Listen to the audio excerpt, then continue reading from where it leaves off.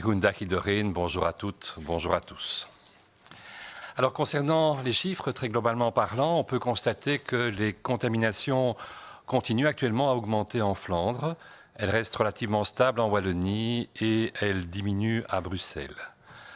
L'augmentation qui est constatée en Flandre est principalement liée à l'augmentation du nombre de cas détectés chez les enfants, ce qui s'explique en grande partie par l'augmentation du nombre de tests qui, tout récemment, est effectué dans ce groupe d'âge. C'est essentiellement d'ailleurs en province de Limbourg que ceci se manifeste. Par contre, nous avons une bonne nouvelle qui est celle que les hospitalisations qui tendaient un peu à augmenter sont à nouveau plutôt dans le sens d'une légère diminution. Nous sommes dans quelques semaines au niveau des vacances de carnaval et cela va, espérons-le en tout cas, contribuer à la diminution du nombre de cas, à une amélioration de ces chiffres et à nous faire approcher de plus en plus du printemps. Et on sait que printemps veut dire plus d'activité dehors et plus d'activité dehors veut dire moins de risques de transmission du virus. Alors quant aux chiffres eux-mêmes, comme vous le voyez sur la première diapositive, nous avons eu en moyenne 2210 nouvelles contaminations par jour, ce qui est une augmentation effectivement de 12%. Ceci, on l'a suggéré, se manifeste sur l'entièreté du territoire, sauf dans la région de Bruxelles-Capitale. Et comme on l'a dit, on le voit très bien sur la carte ici, ceci est essentiellement lié à l'augmentation très nette qui se passe dans le Limbourg avec 38% d'augmentation, mais à nouveau, il faut matiner ceci du fait qu'il s'agit essentiellement de foyers, essentiellement donc de foyers dans les écoles et qu'il y a eu de larges campagnes de dépistage dans les mêmes écoles, ce qui va donc augmenter le nombre de cas dépistés qui sont des cas asymptomatiques ou paucisymptomatiques pour la majorité d'entre eux. Au niveau du Limbourg, d'ailleurs, c'est principalement au niveau de la ville de Saint-Tron et dans la commune de Hammond-Achel que l'on dénote cette augmentation. Les augmentations au niveau du Limbourg sont actuellement présentes non seulement dans les classes d'âge jeunes, comme on l'avait il y a quelques jours, une semaine, mais aussi maintenant globalement dans l'entièreté de la population. Ceci étant, quant au nombre total de cas, au nombre absolu de cas, c'est toujours en province d'Anvers, suivi des deux Flandres, qu'il y en a le plus grand nombre. Dans les catégories d'âge, on voit très clairement qu'on a un nombre de cas importants chez les jeunes enfants, les enfants de moins de 10 ans. On voit les grandes colonnes vertes dans cette tranche d'âge-là. C'est un doublement en une semaine, plus 128%. Et chez les adolescents, on a aussi une augmentation avec 41% d'augmentation. Trois quarts actuellement de l'augmentation du nombre de nouveaux cas dépistés est lié aux enfants ou adolescents. Sans aucun doute, essentiellement parce que les campagnes de dépistage centrées sur des clusters dans les écoles, campagnes de dépistage qui sont plus extensives, comme vous le savez, depuis que, effectivement, maintenant, on considère comme étant des hauts risques les enfants à côté de quelqu'un qui est un cas déclaré. Ces campagnes ont pris toute leur ampleur et que le testing est devenu tout à fait significatif. Le nombre de tests, effectivement, effectués chez les mineurs a augmenté de manière marquante, alors que pour les autres groupes d'âge, il diminue. Le pourcentage de tests positifs sur l'entièreté de la population reste relativement stable ces derniers jours, j'ai envie de dire ces dernières semaines, entre 5 et 6%. Il est actuellement à 5,6%. Pour les autres tranches d'âge, on note une augmentation chez les personnes de 20 à 40 ans, malheureusement aussi un peu actuellement chez les gens de plus de 80 ans, alors qu'on a toujours une certaine diminution, peu importante, mais qui existe dans les groupes entre 50 et 80 ans. Au niveau des clusters, actuellement, on remarque que la transmission se fait essentiellement au niveau soit des maisons de retraite, c'est dans un tiers des clusters, soit les entreprises, un quart des cas, 26%, soit les écoles, un cinquième des cas, 21%. Je pense que tout le monde est intéressé de savoir où on en est dans les variants dans notre pays actuellement.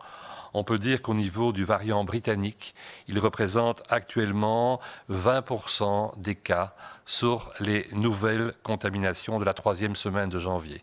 Et donc c'est sur la prise d'un échantillonnage de 2% des nouveaux cas positifs que l'on a ce 20% de positivité, ce qui est clairement une augmentation par rapport à ce qu'on avait au début janvier, où on était aux environs des 9%. Il y a donc une progression, et on le savait et on s'en doutait, de ce variant britannique chez nous.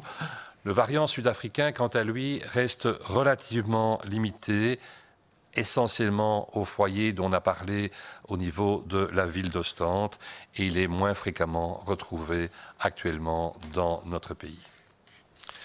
Ce positionnement des deux variants, cette augmentation entre autres du variant britannique ne doit rien changer fondamentalement à la gestion de l'épidémie. Nous savons que la transmission reste la même et que donc les mêmes techniques pour éviter cette transmission doivent être appliquées. Ce sont les mesures de base que l'on connaît bien et qu'on va appliquer rigoureusement. Je dirais qu'on aurait intérêt vraiment actuellement à appliquer encore plus rigoureusement en faisant attention au moment où justement on ne fait peut-être pas tout à fait ce qu'il faudrait faire de manière à contenir le plus possible l'apparition et surtout la transmission des variants en question.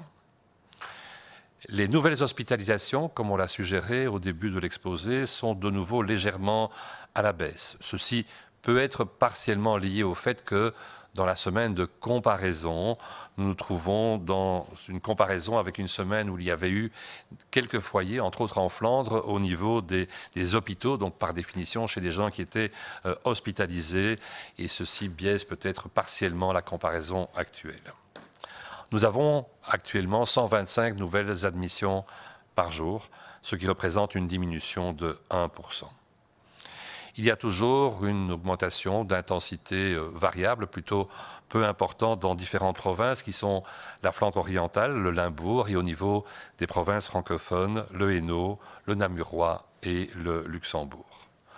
Ceci nous amène à avoir actuellement un chiffre qui, on l'a vu, reste globalement stable de patients hospitalisés, entre 1800 et 1900 patients maintenant depuis déjà assez longtemps. En l'occurrence, 1817 patients sont actuellement hospitalisés avec 323 d'entre eux en soins intensifs. Ceci représente une diminution de respectivement 6% pour le total et de 4% pour les soins intensifs. Nous déplorons un nombre de décès relativement constant, de l'ordre de 51 décès par jour. C'est aussi un chiffre qui oscille. En l'occurrence, c'est un plus 3% actuellement, mais on a, vous l'avez constaté, en permanence entre 48 et 53 décès par jour depuis un certain temps déjà. Alors, comme on l'a suggéré, si c'est vendredi, c'est non seulement moi qui commence, mais c'est aussi le jour où on vous parle des maisons de repos et de soins, sans qu'il y ait de lien entre les deux. Et donc, globalement parlant, la situation est plutôt stable dans les maisons de repos et de soins. Les chiffres ont légèrement diminué en Flandre, légèrement augmenté en Wallonie et à Bruxelles, mais sans que ceci n'ait beaucoup de signification. Nous parlons là de la semaine qui va du 20 janvier au 26 janvier.